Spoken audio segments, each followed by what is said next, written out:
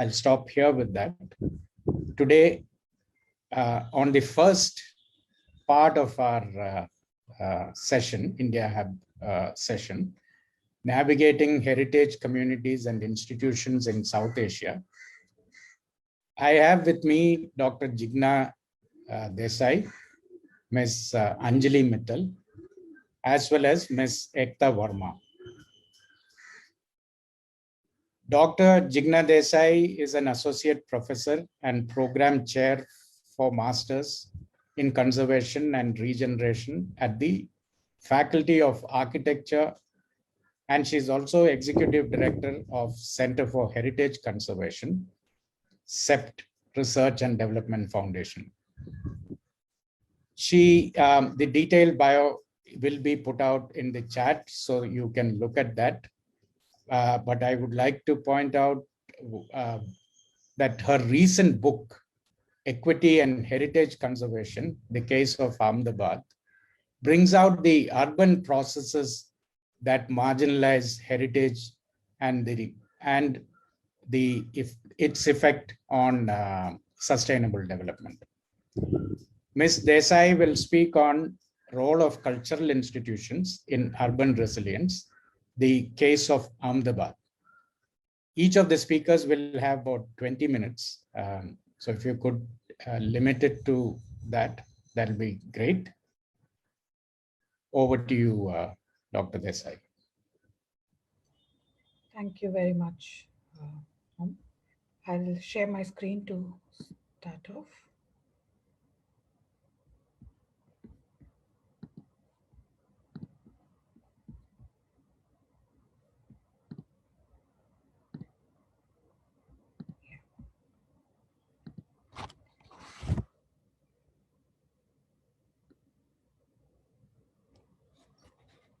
Okay, thank you for the introduction, Tom. I will be speaking on the role of cultural institutions in urban resilience, the case of Ahmedabad.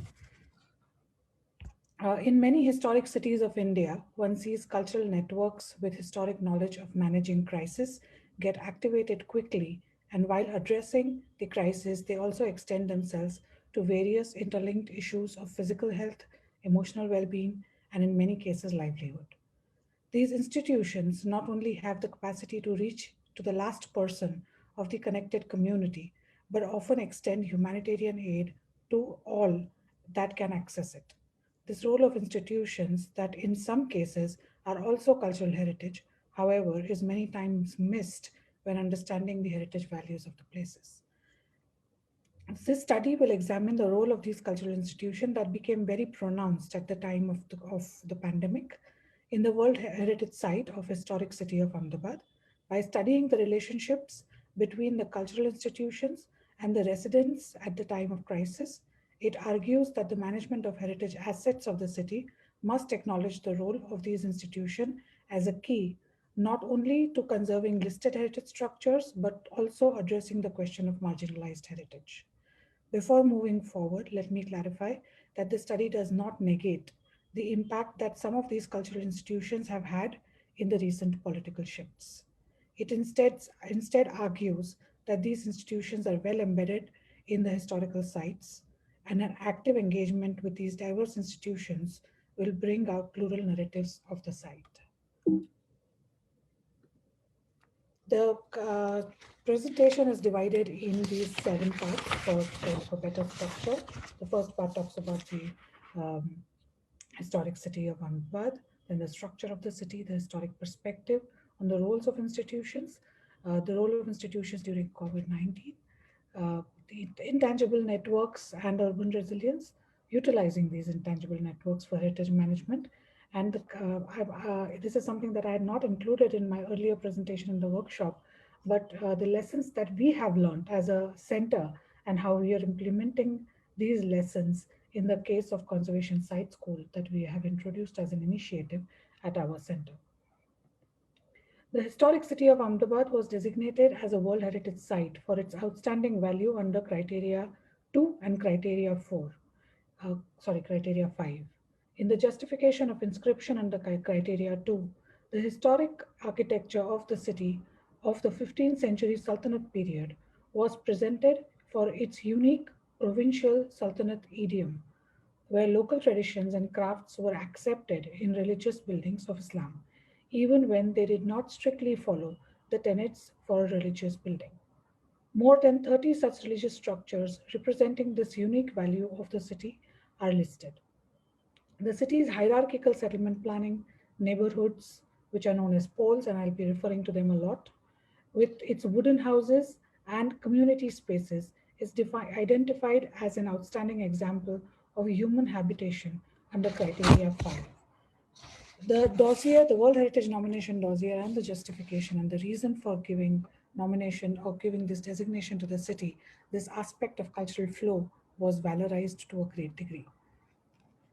The historic city of Ahmedabad is spread over 535.7 hectares and a population of more than 350,000, has a density of more than 700 people per hectare, and has had its own share of conflicts. Its current management plan clearly identifies the historic buildings, residential and institution structures with certain architectural value and the settlement patterns as valuable. The city administration has a list of building and urban artifacts that are earmarked for protection and conservation. There are economic initiatives and a clearly laid out process for owners of these structures to conserve their buildings. The city, however, sees continuous erosion of heritage sites and structures. As reported in Times of India, Ahmedabad issue in May 2019, many of the actions taken by the Ahmedabad Municipal Corporation to protect and conserve heritage have not been successful as the deterioration continues. Most of the heritage that gets lost in this process belongs to individuals or communities that are already marginalized in the current political and administrative narratives. What you see in the slide is an academic exercise taken up in a neighborhood, Mandvinipur, where we found around 20% of structures that have been historically important for the community lying vacant or in a dilapidated, destroyed condition. Some of these are also listed. At this juncture, I would like to introduce the Equity Framework for Sustainable Development of Historic Cities that was developed as a part of my PhD and is now published as the book that Tom was mentioning earlier. This framework, based on Houghton's principle of sustainable development for equity and social justice, identifies the role that cultural heritage plays in sustainable development. It goes on to take the same levels of equity as Houghton and assesses how heritage would matter for those aspects.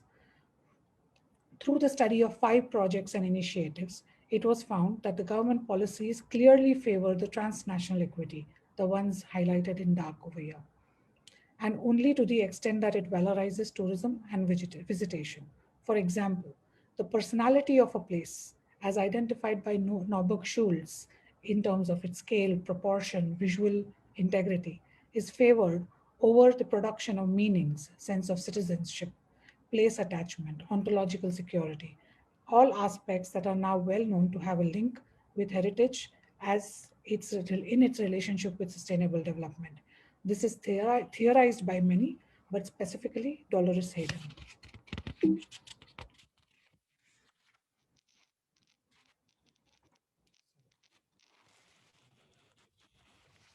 Before we go on to look at the cultural institutions, let us understand how they are embedded in the city. The structure of historic city is made of a citadel and fort walls as the main markers. Within the fort walls are various pur of the city, which are kind of administrative units located between the citadel and the fort wall that came into being one after another. Administratively, these units were independently headed by noblemen appointed by the king. Each of these administrative units also had a prominent mosque for prayers, usually on the highest land of that unit. These purs consisted of poles, a group of houses with 1 or 2 gates. The pole itself is a self-governing social unit of the residents based on family ties, caste, religion, or occupation.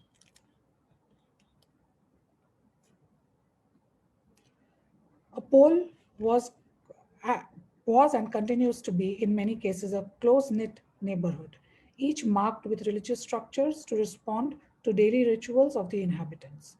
Gauri Bharat, in her studies of Jain religious institutions of Ahmedabad, identifies that Jain families who live in such proximity and offer worship to specific temples are, institutionalized as a group of Sangh. Devout Jains will visit the Derasar, the temple is called the Derasar, each morning before consuming any food or drink. This practice is very similar to other religions that also reside in the city. Apart from this daily morning prayer ritual, there are other prayer rituals in various communities, as practiced in various communities, encouraging reflection and possibly feelings of gratitude, mercy, compassion, and a general sense of transcendence. The architecture of these structures provide an excellent place to invoke the feeling of awe. There are other rituals and festivities that mark fortnight, months, the year, and these usually promote the sense of a collective, a sense of belonging to the place. The historic city has more than 30 mosques, more than 20 temples, and more than 100 Jain villages. Partially, each core with Jain residents would have at least one derasar, usually located at the highest point of that particular neighborhood, forming a chowk, which is like a small plaza in front of it. This enables the residents to follow the daily rituals of prayers, meditation, and seva as a part of their daily routine. Along with the derasar, in many cases, would be an upashraya, which would be a place for ascetics to rest, conduct religious discourse, and host charitable activities. This is also common for the neighborhoods belonging to other religious communities. To extend the idea of walkability, these structures are usually located on the way out of the neighborhood near the gate of the pole and are also interconnected through the main street. In order to make the wayfinding easier, these structures are also usually the tallest ones in the neighborhood. These spaces in the city are understood to be co-produced by these participants, and the knowledge gained through these processes of co-production is the intangible understanding that is valued. The physical structure of the city, with the citadel, Pura, and the port, also is reflected in the governance structure of historic city of Ahmedabad. Without getting into the detail of the structure itself, let me say that it was a complex system of action and feedback, where all discussions and decisions would reach the last person living in the city, even when with great diversity of beliefs and practices. Laid along with the governance and the administrative system at the city level was a structure of economic institution and religious organizations. Together, on many occasions, these organizations would push for charities that aid people at the time of crisis. An excellent example demonstrating this relationship is of a town wall committee that was set up in 1831 by the prominent citizens and merchants with the purpose of repairing the city walls. There are, in this slide, you will see many such instances where the communities and the administrative networks would set out uh, initiatives, committees, and organizations or efforts at the time of crisis. Since 1714 AD, the city has seen a series of communal discord between Hindus and the Muslims of the city. This clearly has affected the city's social fabric that was only then politically exploited. During this time of discord, the Mahajans of both the communities continue, and Mahajans here means people who are traders, people who are leading the communities, continued to find a way of carrying on with commerce and their efforts along with the other heads of other communities.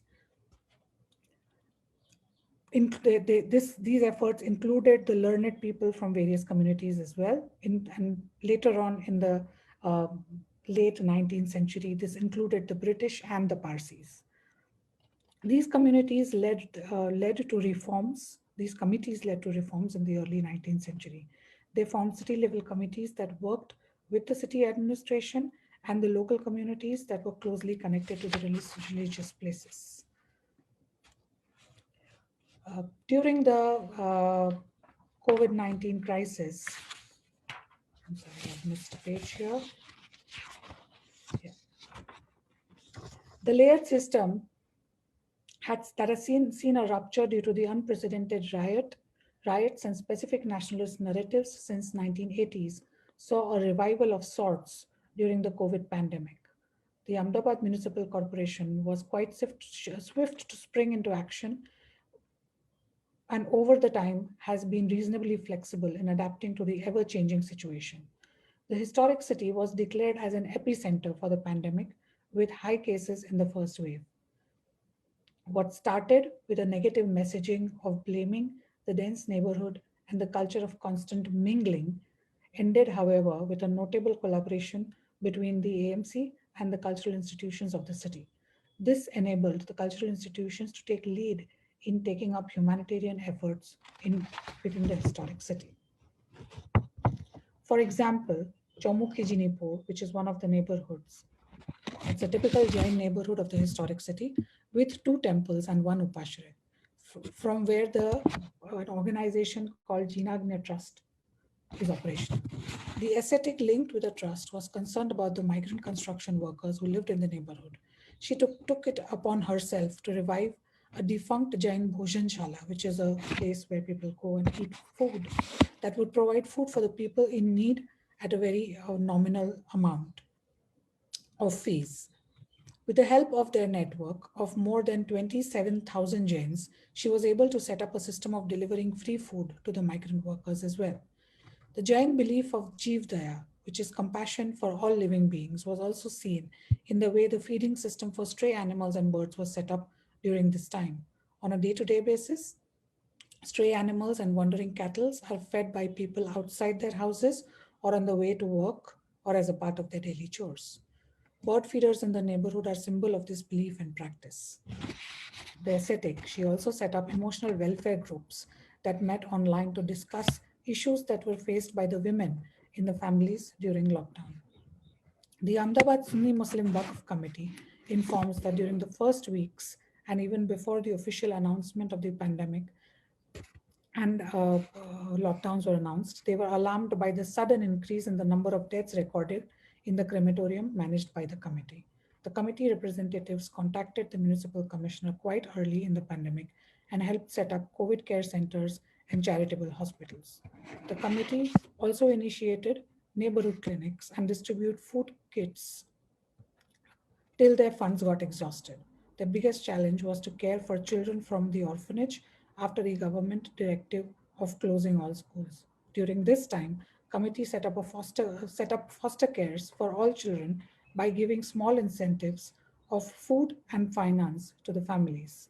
Like the efforts of Jain Trust, the effort and outreach activities by the Waqf committee, especially the food drives, were not limited to their particular community and generously extended to the migrant communities who were mainly daily wagers in informal sector and had no food security. One of the members of the Waqf committee mentions these initiatives were successful due to the support of many people. Perhaps the month of Ramzan has softened people's heart. Ahmedabad, especially the historic city, has witnessed unprecedented communal violence between Hindus and Muslims since 1990s, and most effective, or then the most violent one was in 2002.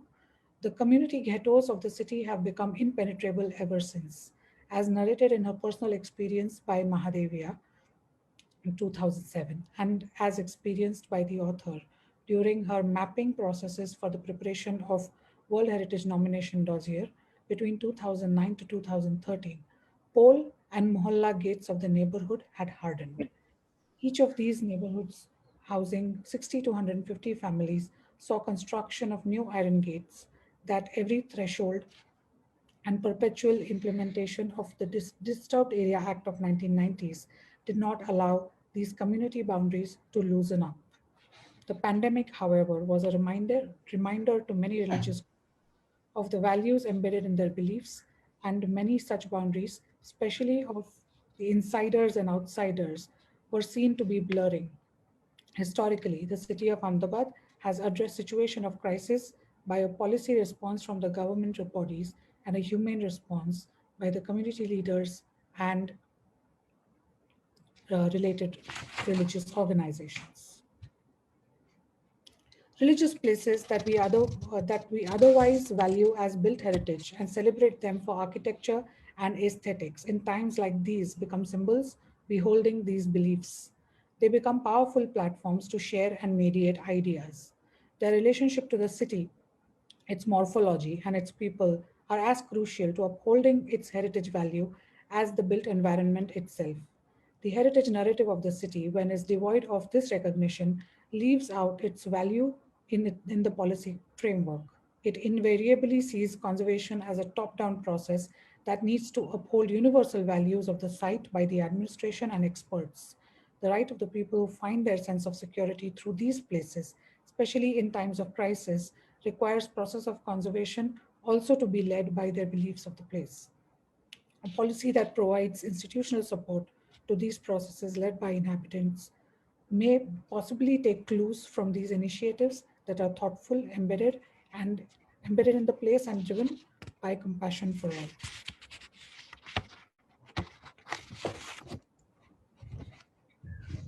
Just a quick, Yeah, Jigna, wrap up just in a minute or so. a minute, yes. Thank I you. would like to conclude this with the initiative of Conservation Site School by our center in collaboration with the Waqf Committee.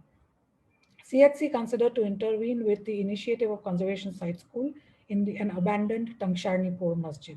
The sites that are identified by the CHC for the site school are significant repository of historic knowledge and present an opportunity for conservation and training and knowledge sharing.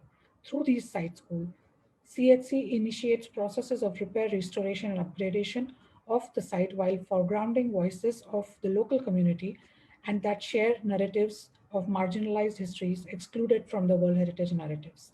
These site schools therefore stand as platforms to showcase the counter stories of the place. A member of the community sees this site school as an opportunity to talk about the past that created ruptures in social structures. According to him, only if we talk that we will understand each other better. The site presently functions as a counter space. The spaces like these are important for the city as it makes the inhabitants pause and think and possibly reflect. The wooden masjid at Tangsharnipur is one such space in the neighborhood of the historic city of Ahmedabad. Going back to the equity framework, the conservation site school model, which is with its intersectional approach to conservation, has a potential of addressing many nuanced aspects of equity. Its situatedness in a cultural institution promises to address aspects that are otherwise missed out by policies. That heritage places can invoke a distinct sense of place based on how various inhabitants form a place attachment. Histories of contestation can invoke a sense of citizenship and agency, and that heritage places, with its layered, possibly ambivalent narratives, can stir memories of reconciliation that can be made visible for the policymakers by an initiative involving cultural institutions.